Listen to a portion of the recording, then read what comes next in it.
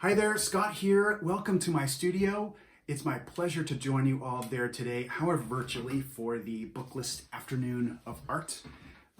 In Jamie Swetson's Chirp, Chipmunk sings for a friend. A chipmunk longs for a friend who will sing for her. She sings songs of happiness, songs that are bittersweet, and songs that are very sad indeed. Ultimately, it's her song that brings her companionship and moves her forward. Making art, expressing oneself, makes her friends.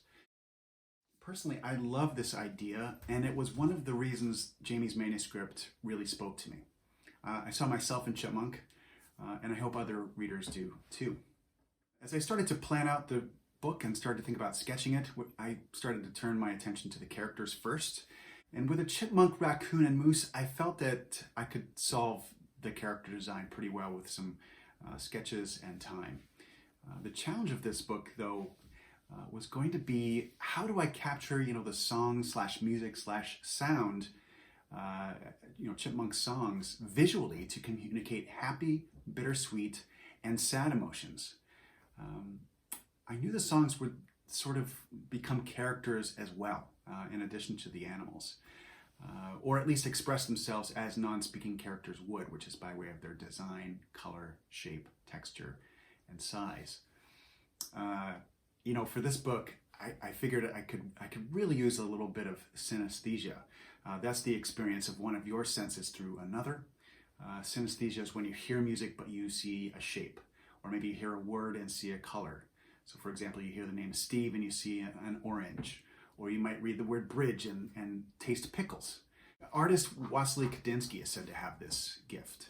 His blobby forms with these amorphous outlines appear in his paintings, forms that kind of resemble these microscopic creatures, but they're really meant to express his emotions. And he intended for these forms, which he would lay out with some sense, to somehow connect and resonate with the observer. Could I do something like that with Chirp?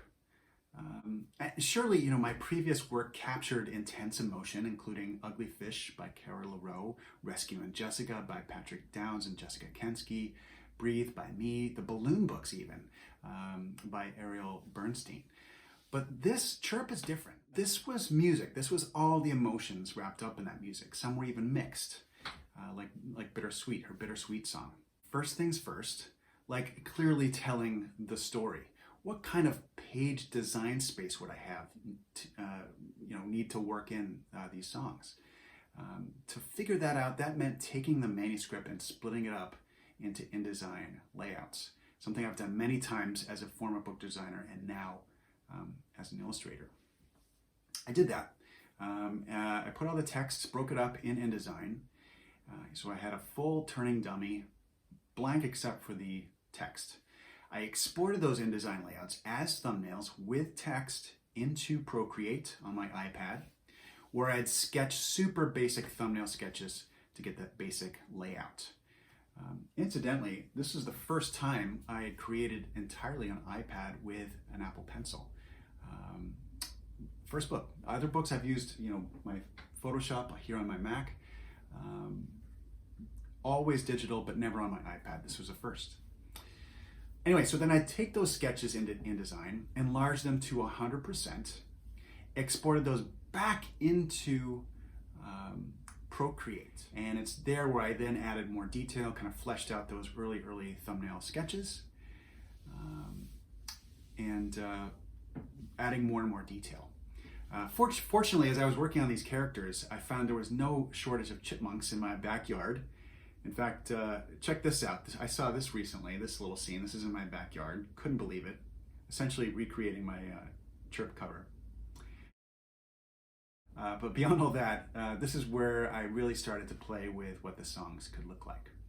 I started with chirping hash marks, kind of like you'd see in a bird call chart in one of those North America Guide to Birds or a bird guide book. Then I shared those more final sketches with Sylvie Frank, editor, and Chloe Folia at Paula Westman Books.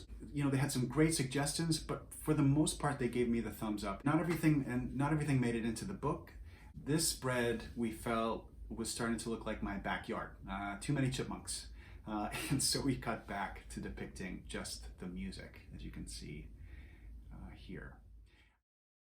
Working on the swoosh here, the song, getting lots of color, contrasting color, energy. Moving on to how I drew Raccoon, you can see that there's still some experimentation I do with gesture and how the raccoon is, holding up his arm. Some of the line work is still in play. Chipmunk, just kind of had fun playing with Chipmunk there, laying in the line work with the, actually I think it was a calligraphic brush that I used in Procreate. Here I wanted you to see how I'm trying different blending modes for the song. You can see it's almost translucent in that mode. It's kind of purpley in that mode. Just going through the list of different blending modes that Procreate affords me. And kind of deciding on one there. Adding sparkles to the song, giving life, giving some magic, giving some energy there. I'll make notes too as I work on my drawings right on the artwork so that if I put it down and come back, I know what I have to do still, and I can just remove those sketches, those notes later, thanks to layers in Procreate. Working on the teeth in case you thought a moose had big teeth. We took them out actually. And there we go. There's the final piece of illustration. There's much more of this process up on my website at scottmagoon.com if you'd like to check out some rough sketches there. Chirp is just beginning as a book. It's just getting out there. I've had a few virtual and in-person events reading Chirp. They've loved it. It's been a great read aloud. I even get listeners to chirp along with me. It's great fun. I hope you'll check out our book, and I look forward to other readers discovering Chirp. Thank you for watching, and chirp, chirp.